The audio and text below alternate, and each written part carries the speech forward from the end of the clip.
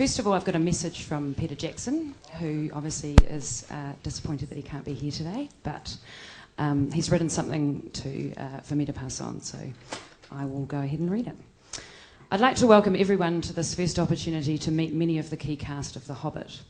I'd love to be with you all this morning, but I'm currently under a medical form of house arrest to prevent me from overdoing it, until fully recovered from my recent operation. I'll be jumping back into it very soon, and to be honest, the guys that you'll be talking to this morning make me laugh so hard right now I'd be in danger of popping a few stitches. We take casting very seriously on every film we make, and we couldn't be more delighted with the group of wonderful actors we have gathered here. Those of you who are familiar with The Hobbit will know the importance of the comradeship between Bilbo and each of his 13 dwarf adventurers. I couldn't be more excited about working with these actors and the others soon to join us. I'm feeling these movies are going to be something very special. Cheers, Peter J. As you know, this is a Q&A, and I'll just kind of point you out and you can throw your questions forward. I think that's probably all the protocol. So, without much further ado, we'll introduce the cast. So the first person we have is Peter Hamilton, and he's playing Gloin. And followed by John Callan, who's Oin. Followed by Stephen Hunter, who's Bomber. Followed by James Nesbitt, who's Bofa. Followed by William Kircher, who's Biffa. Followed by Ken Stott, who's Balin. Followed by Martin Freeman, who's Bilbo. Followed by Richard Armitage, Thorin. Then Aidan Turner, Kelly. Rob Kaczynski, Philly. Graham McTavish, Dwalin. Jed Brophy, Nori. Mark Hadlow, Dori. And Adam Brown, Ori. So, it's open to you. Do we have a first question? No. Excellent. Okay, that's it. Thank you for coming. Lovely. Average height of a dwarf? Less than you, mate. The average height of a dwarf is 4'6", isn't it? Good man, Rob. Excellent. Yeah. Depends how you look at it. And where from? Hello and welcome, by the way. Thank you. It's great to have you all. It's a nice, good, long table, and we've got you all in there. So thank you very much for coming down to New Zealand. Just a first quick question. We take our hobbits pretty seriously down here in New Zealand. You may have gathered for the last couple of months. How important, I'm wondering to you guys, was it that Hobbit was shot down in New Zealand? Very important. Is this directed to a particular person, or is this just open to the exactly floor? the same time in unison. Very important. Perhaps direct that to Mark. Very who's the other one. important. Very important? Yeah. Well, they always said that New Zealand was Middle Earth. That Tolkien, he wrote The Hobbit, and even though he'd never been here, it was like a direct bridge between The Hobbit and New Zealand, Middle Earth and New Zealand. So it's pretty much ideal to be here. Plus, it means Peter doesn't have to fly anywhere, so it's good for him. And the weather's a lot better than the Hebrides. Although not last few days, actually. Last few days have been a bit miserable. I think it would have been very odd for the whole production not to be here. And, we're thrilled to be here, and there's such an already established sense of Middle Earth and what the novels are about, and to be part of that, I think. And, it's an adventure, not only professionally, but also, I think, for all of us personally as well. It's an enormous privilege. That's right. Also, the credentials really to shoot it here are really second to none. It's not just because it's a spiritual home, you could say, for the piece, but because it simply has the most fantastic facilities. The envy of the rest of the world, really. It lends a certain continuity towards the whole story of the Lord of the Rings and the Hobbit, that they're shot in the same places, and it does bring a certain kind of familiarity to what we're doing, that it's shot in places that the audience will already know.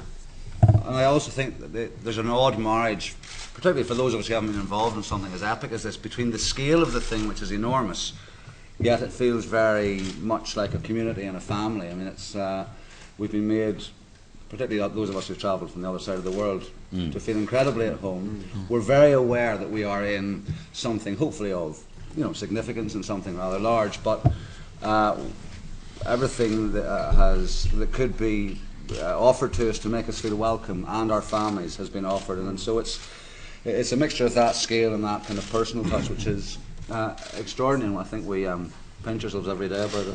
It's a massive jigsaw of talent, It's this huge jigsaw of talent and craft and skill, and we are all very privileged to be part of that jigsaw, which has been put together by our director. Question for Martin. Hello. From Empire Magazine. Hello. Okay. Good, thanks. Yeah, good. You're playing Bilbo, you're following in the incredibly talented big shoes of Ian Holm. Well, whatever.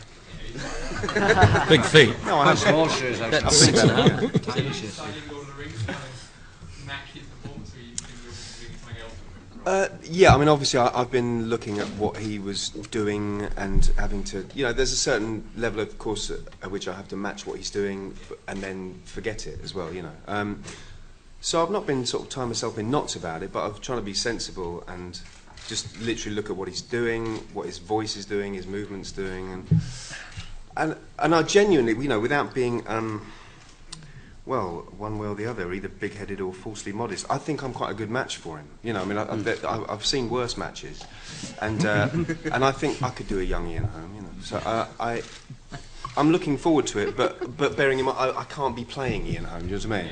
Yeah. But of course I'm going to have to have that echo and the nod to what he did. Yeah, I mean, and that's we'll find out. We'll find out. Yeah.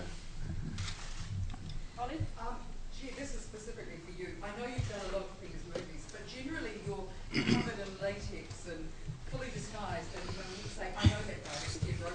He is now. He still is, yeah. I usually have to tell you that it's just the weekend. You can't see that. Is it kind of exciting to be visible in this movie? It's more exciting than I could possibly say, actually. It's fantastic, and I do feel incredibly privileged to be given the opportunity to be me in a film, and hopefully to make it all the way through without getting killed horribly. Well, can't guarantee that. Can't guarantee it, but I live in hope that I'll make it through. But again, it's fantastic to be able to be more of myself. He still gets the latex on at the weekends. But It's actually prosthetic somewhere right now. It's really not. We really don't want to talk about that. From TV1 News. Martin, there have been some delays, obviously, in filming. There's some talk of a curse of the Hobbit. Are you worried about that at all? No, I'm not. I know what you mean, and I know what people mean, because it is sort of almost laughably. There are some bits of bad luck to do with it, I guess, that are almost kind of comical, I suppose. But no, we're all, very optimistic about it. We're all ready to go just as soon as 2015 rolls around. We will be there and ready. Also, we're not sitting around doing nothing. I mean, if anything, it gives, I suppose, some more. I imagine. Gives Jimmy more time to get in shape, really, doesn't it? Yeah. No, I mean, we're kept very. We're very happy about it, because actually it gives us a lot of time to keep developing our characters, and we're working very, very, very, very hard. Well, the other thing is, Maybe very hard. he is. There is a massive crew here. I mean, over 1,000 people that are all working hard. These delays are minor delays when you've got a team of incredibly talented people like the guys at Weta, which are creating these wonderful things for us to do, and it just gives them that bit more time so that we can actually have the best possible things that we can have. It's not really a delay so much; it's just extra prep time. Yeah. You guys having any dwarf bonding sort of moments or training exercise? Oh, we're not allowed to talk. You can't possibly say that. We'd rather not talk about Kind of, What happens? Dwarf bondage moments. some people would find it creepy, but others might be a little turned on, so we can't really take that chance. See, it's happening. But we are working as a unit every day, and that can only either consciously or as importantly, probably subconsciously, imbue us with a sense of kind of together. Yes, we're a big family. Yeah, and we do things socially together. Yes. Do you? Well, you don't. And there's a lot of singing in The Hobbit. Is anyone not going to be doing their own singing? We'll all be doing our own singing, and some of us will be singing for everybody else at the same time as well. Yes. I'm doing boy soprano. Yeah. Just not very well. Right. No, it stayed very true to the book in the fact that there are songs in the book and they have been kept in the film. How prepared are you guys for Rabid, Rings and Hobbit films? Wow. Rabid Rings and Hobbit fans. We've had the shots. What, as in... We're allowed to keep Just don't feed them, generally. We're in a very privileged position where a minute of your time can make someone's whole day. And to be in a position, it's true. Sorry. Rob's. A minute of Rob's time, 30 seconds of Rob's time. Classic Rob. CR. To be in that position is a privilege for all of us. I think it's true that it's true. This, obviously, this franchise, I guess, has a particularly, avid keen fans, keen fans, and I suppose for me personally, it's the sort of thing that is theoretical until it happens, Yeah. Because whatever kind of level of recognition one is at the moment, people always say, well, you just wait till The Hobbit comes out, and it's like, yeah, I mean, and that's, you can't really imagine what it's going to be until it happens, and I think it's sort of, it'd probably be unhelpful to do so too much. We're all focused on the work, really, at this stage. We just want to get out there and get it done and get the work done, and we feel that we have got a lot to live up to, and we're all completely and utterly determined to live up to it. I think if you did think about that, you wouldn't go out of bed in the morning. Because it's so insane and sort of intangible, but also, we've got plenty of things to be thinking about, really, other than that. Martin, can we just hear a little bit about the casting process? I understand that Peter might have waited for you for finishing some other commitments before taking this on. Could you tell us a bit about that? Yeah, well, I put myself on tape for it early last year, and I'd always had very generous feedback from the team that they would like me to do it ultimately, which was a very nice vote of confidence and kind of certainly relaxed me a bit.